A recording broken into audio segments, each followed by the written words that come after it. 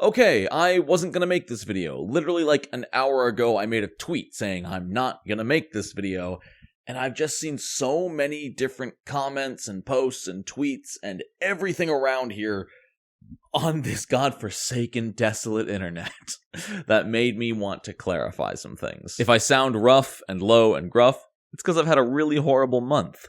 Thank you for asking. I'm going to preface this entire video by saying I am not confirming anything from the D&D OGL leak 1.1 that has happened. I am going to comment on that leak and talk about why people are concerned. Because I'm seeing a lot of comments telling people it's not worth worrying about. And some people misinterpreted my tweet into me saying I'm not worried until it's official. No, I'm just as worried as everyone else, potentially more so, because this is my livelihood. Real quick before we get into the meat and potatoes of the video, I do need to pay rent. So I want to thank the generous sponsor for today's video, the Sands of Doom Kickstarter. The Mummy Lord, Amu, has risen from the grave alongside his army of over 30,000 undead soldiers ready to march on the kingdom of Al-Kharet, and you are all that stands in his way. This is a heavy, war-focused campaign, and by that I don't mean it's combat all the time. Rather, you, the player characters, are going to be responsible for assisting Al-Kharet in everything that goes into warfare, from of course fighting on the front lines, but also to sabotaging enemy plans, going out and getting resources for Al-Kharet, assassinating enemy commanders before fights. The campaign is designed with player freedom in mind, however there are consequences for every action. For every door you walk through, another one is going to close. You cannot do everything in one playthrough of Sands of Doom. If an Egyptian-inspired undead war-focused campaign consisting of mummies, divine relics, and massive large-scale combat sounds interesting to you and your table, click the link in the description and check out the Sands of Doom adventure for D&D 5th edition. Thank you Mr. X for sponsoring this video, and by the way, it's already over double its funding goal, so you know it's gonna be a good product. For the sake of this video, we are going to talk as though the leak is true, to go over why people are concerned and why potentially you should be too. But again, I cannot stress this enough. Until an official statement has been made, do not take any of my word as fact. I'm talking about why we're worried. I'm not saying it's happening. There's three main points I really want to cover here, starting off with why are we concerned? This only affects OneD&D. No. In case you're unaware, the OGL is one of the most important documents in the entirety of tabletop role-playing.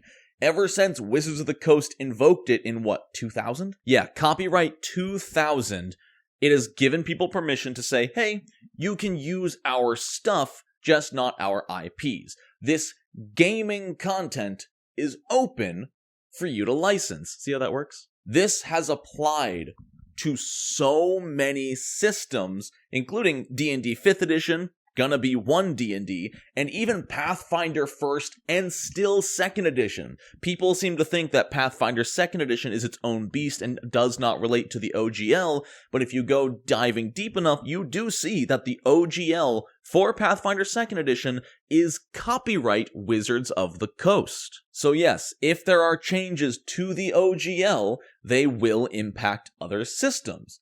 Or will they? Well, that brings me to my second point. Yes.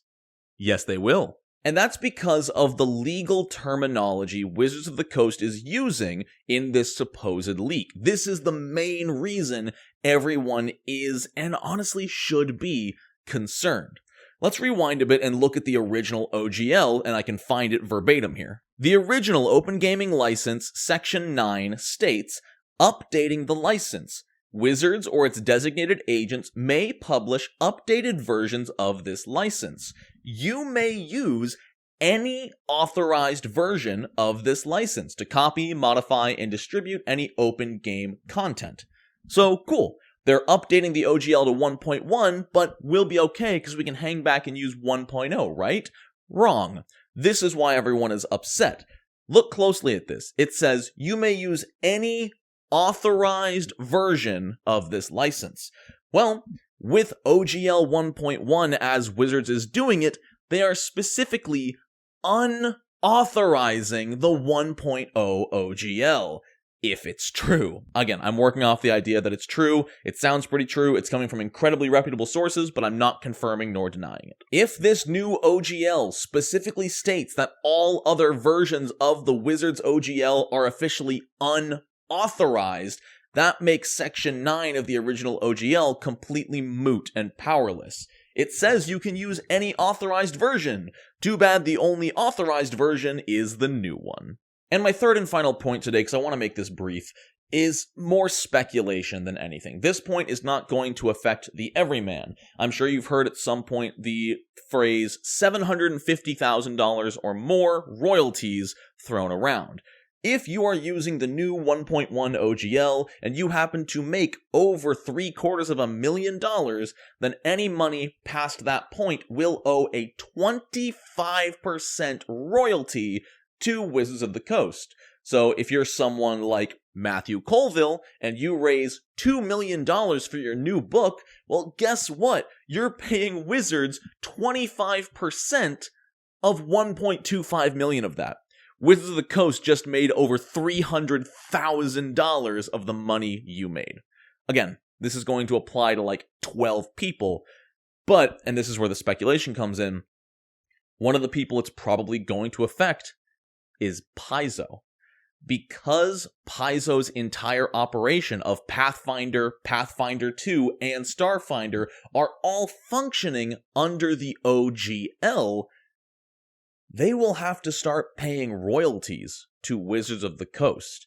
Now, it's no secret that Paizo is not a billionaire. You know, they haven't been bought by Hasbro, and they function out of a really expensive part of the country. They pay, especially after the unionization, they're paying very, very fair wages, albeit not as high as they wish, because they're struggling to. If they suddenly need to pay Wizards 25% of everything they make over $750,000 in a year, that's going to hurt them so badly. So they're going to come to two options. If things are the way they're going, their two options are going to be pay Wizards of the Coast 25% of their revenue over $750,000 annually, or, I don't know, start over? They'd have to basically make an entire new system that doesn't use the OGL. I don't know if there's any legal way to convert Pathfinder 2E and Starfinder into a new OGL or their own private GL.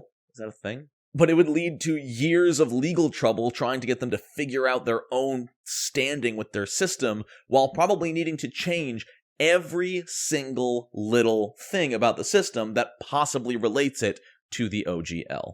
Which, at the end of the day, it'll just be cheaper to pay Wizards 25% of revenue over a certain amount. And again, maybe I'm wrong. Maybe that's not how this is going to go. Hopefully there's going to be different options for their competition, but if the leak is to be believed, Wizards of the Coast is doing this because of the success of other systems, as seen in this quote. The original OGL, quote, wasn't intended to subsidize major competitors, especially now that PDF is by far the most common form of distribution. To me, that reads as Wizards of the Coast says, hey, our license is working too well for you. You need to start paying us to use it if you're making that much money.